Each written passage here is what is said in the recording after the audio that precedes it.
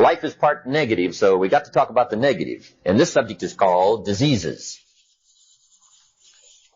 of attitude. Diseases of attitude.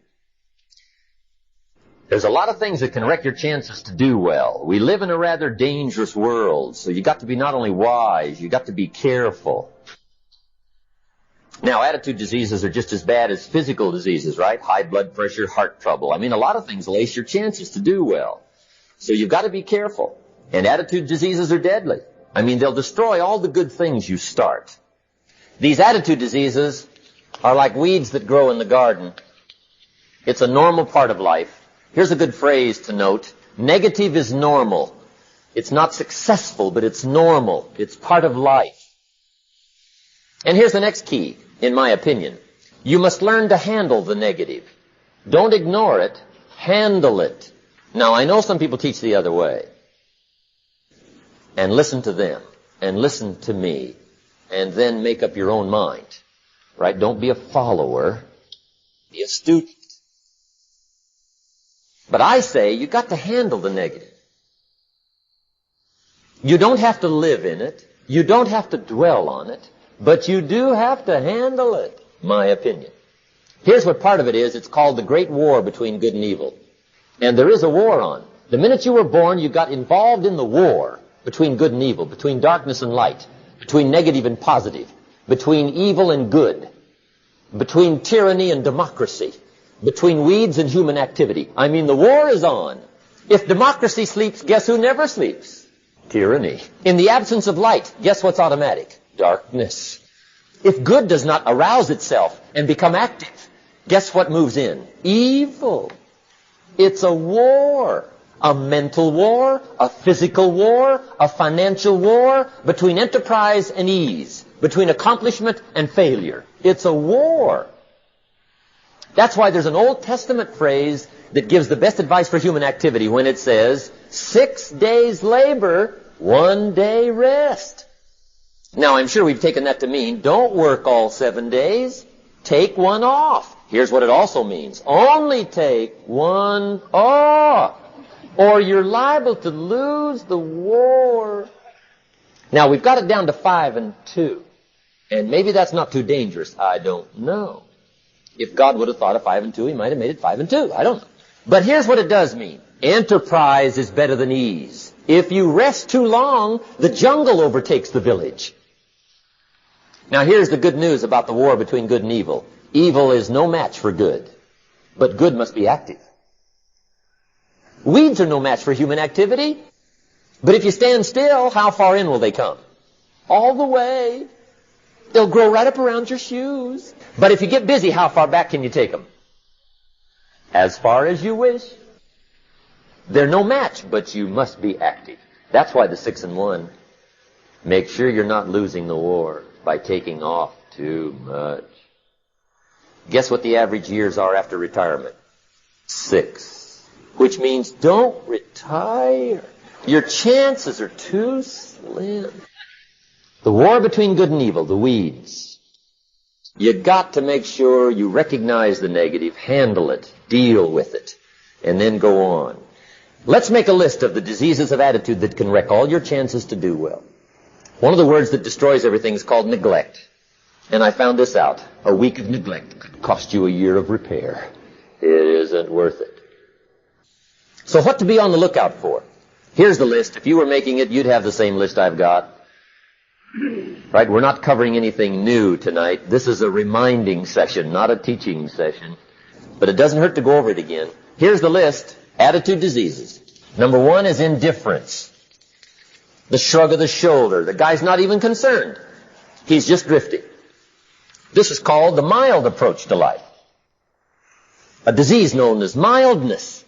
The guy says, well, I can't see getting all that worked up.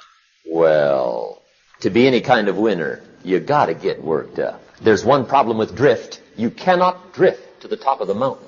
And the good Lord said in the closing chapters of the Bible, here's the best way to live. One way or the other. That's best. Hot or what's next best? Cold is next best to hot.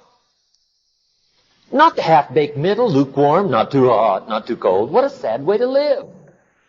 I think what it means is pick a direction and go with everything you got. Just pick one and go. Somebody says, yeah, but what if it's the wrong direction? You'll find out quicker. It won't take you 25 years to wake up and say, oh no, I've been walking the wrong road. I told my staff the other day, next best to prosperity is adversity. If one doesn't get you, pray for the other.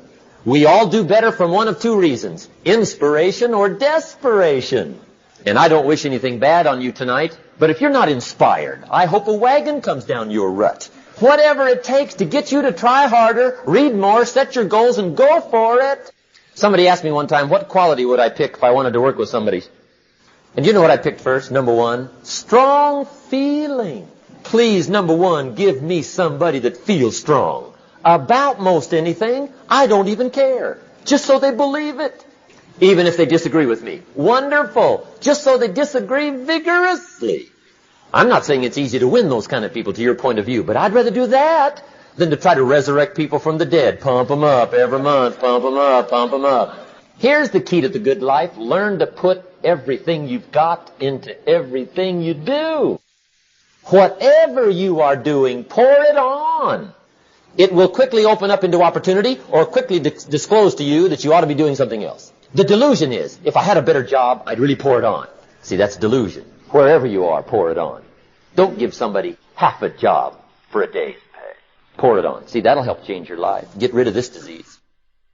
Here's the next attitude disease, indecision, mental paralysis. The guy can't make up his mind and it becomes a disease. Pretty soon he knows he's got it. The guy says, well, I know I'm on the fence. But he says, what if I get off on the wrong side? Listen, after a while it doesn't matter. Just get off.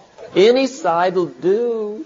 A life full of adventure is a life full of many decisions. The ones that turn out to be wrong give you better experience to make better decisions. So don't see how many decisions you can get out of. See how many you can get into. That's where the adventure is. So shake off this disease, indecision. The next one is doubt. Doubt's like a plague. And one of the worst is self-doubt. There are many, but that's one of the worst. The guy doubts himself. Doubts if it'll last that long for him. Doubts if he can do that well. Doubts if he can make that much. Doubts if he can accomplish all that. A chronic, excellent self-doubter. You can imagine what damage that does to your future. So here's the key. Turn this coin over and become a believer.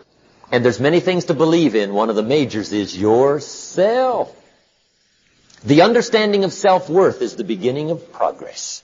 Now, if those three don't get you, this one will. Worry. That's a devastating disease. Worry. Worry causes health problems. Social problems, personal problems, family problems. It's devastating. Worry long enough, it'll drop you to your knees. Could reduce you to begging. I know how bad this one is. I used to have it bad. I used to be known as a super worrier. Not a super warrior. No, super worrier. My family wished I'd have been a warrior. I got those years to make up for. But I'll tell you what. My advice to you is do what I finally did. On worry, give it up. Who needs it? I'm not saying it's easy. I'm saying it's worth it. It took me almost 1 year to kick the worry habit. And it was not an easy year. It was one of the toughest years I ever spent. But I finally got that monkey off my back. And I discovered you could live the most incredible life free of worry. Not free of challenge. Not free of difficulty. Free of worry. I learned how to do it. And you can. Here's the next attitude disease. Over-caution.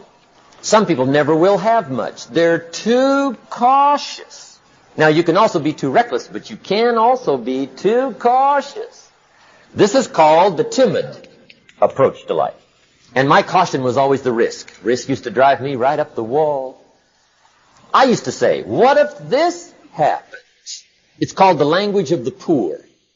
What if this happens? And on top of that, if this was to happen, look at the fix I'd be in. I'd better not try. I could always ace myself out. Then I'll tell you what changed my whole life when I finally discovered it's all risky. The minute you were born, it got risky. If you think trying is risky, wait till they hand you the bill for not trying. If you think investing is risky, wait till you get the tab for not investing. See, it's all risky. Getting married is risky. Having children is risky. Going into business is risky. Investing your money is risky. It's all risky. I'll tell you how risky life is. You're not going to get out alive.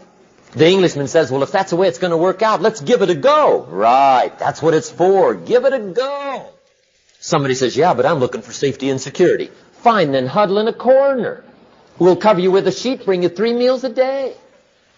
And we'll protect you, feed you, look after you, care for you. We won't let anything happen to you. And you'll probably live to be 100.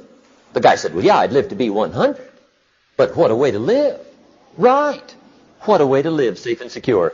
Don't ask for security. Ask for adventure. Better to live 30 years full of adventure than 100 years safe in the corner. And see, it's not important how long you live. What's important is how you live. The next one is pessimism. Pessimism, the deadly disease of always looking on the bad side, the problem side, the difficult side, checking all the reasons why it can't be done. The poor pessimist leads an ugly life. He doesn't try to figure out what's right. He tries to figure out what's wrong. He doesn't look for virtue. He looks for faults. And when he finds them, he's delighted. How ugly. This is the poor guy who looks through the window, doesn't see the sunset. He sees the specks on the window. And this is the poor guy, right, who rushes up, takes such leave of his senses. This guy rushes up and he says, I've got 5 good reasons why it won't work. He's so dumb he doesn't know. All he needs 1. He's got 5. To the pessimist, the glass is always half empty. To the optimist, the glass is half full. Why would the same measure affect people 2 different ways? Answer. It all depends on how you look at it. Our lives are mostly affected by the way we think things are, not the way they are. The way we think they are affects us most. The last disease, but this one is deadly. Engage in this one, indulge in it even slightly, and you might as well forget the future, because it's going to forget you. Complaining, crying, whining, griping. A Bible word called murmuring. See, that'll ace your future. Spend 5 minutes complaining, and you have wasted 5. And you may have begun what's known as economic cancer of the bone. Surely they will soon haul you off into a financial desert, and there let you choke on the dust of your own regret. I hope I said that well, so you won't forget. It's a deadly disease. If you don't think it's bad, ask the children of Israel of Old Testament fame. Typical of us all, their story just happened to get in the book. Story says, children of Israel were slaves. God performed a series of dazzling miracles and got them out. And now they're heading for the promised land. Remember the story? Heading for the promised land. Tragedy of the story? They never got there. Reason. From day 1, they started to complain. They griped about the water. They griped about the weather. They whined and cried and griped about the food. They griped about the leadership. They whined and cried because it was too far, too cold, too hot, too difficult, too miserable. I mean, they whined and cried for years. Finally, God said, I've had it, trip canceled. The story says they died in the desert, never got to the promised land. Which I think means 2 things. Indulge in this long enough, you get your future canceled. And I guess it also means even God himself can only take so much. Just be on the lookout of the things that can destroy all the good you start. The war is on. And this evening, tomorrow, mentally, personally, socially, economically, you got to make sure you're winning the war.